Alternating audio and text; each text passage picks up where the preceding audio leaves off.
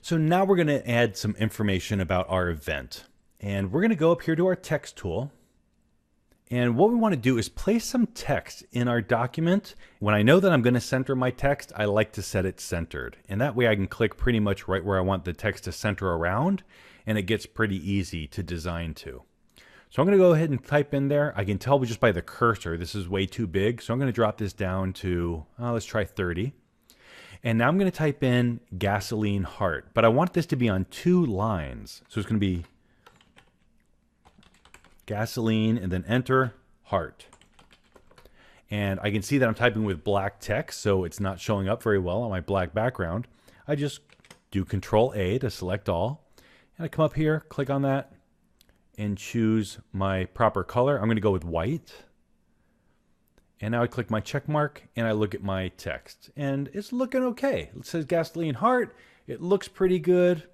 I think that I'm going to make some changes, however. So one trick that I like to do is double click on a text layer thumbnail, and that will automatically select all of the text in my layer. And here I can go to Arial, and I think that I want to go to, there's a font that I like that's really nice and fat. And I just kind of look at these previews as I scroll. But I'm going to try Myriad. So this Myriad Pro Bold also is a very flexible font. And I think that I like the feeling of this font a little bit better for this image. And I can also just play around. I can make sure that my setting is as bold as it can be. And I can try some of these others. Condensed. Oh, I want the opposite of condensed. You know, as I did that, I just automatically got this shock of feeling like, oh, I don't like that. And you need to start being aware of the feelings that you begin to generate as you make design choices. And your client may not be able to tune into what they don't like, but when you make an adjustment and it really hits you wrong, pay attention to that. Again, it's very, very visual. As Photoshop designers, we work with our eyes, not with settings in a box. It doesn't matter what the font is. It doesn't matter what the size is. Unless the client told me very specifically that I had used a specific size, I'm going to go visually, and I'm going to look at the changes that it makes and how it makes the overall image feel, how everything's working together. And it's important that as designers, we're working smart and visually. So don't get hung up on what choices to use. And also, as I expressed earlier in the book, feel free to explore. And you can click enter on the number pad to accept those changes, or click the commit button. One really great trick when everything's basically laid out the way you want, if you just want to play with the font, is as long as you're on that text layer, you can just go up here to the font and use the up and down arrow keys and really kind of cycle through these. Boy, I kind of like that font too. And a lot of times I spend 3 to 5 minutes, maybe even more, going through my fonts and just looking at the options. And it's really important to me, though, that I've got a super fat kind of font to play with. So I'm just moving through and just seeing, do any really strike me? And then I just look at the name when I find one.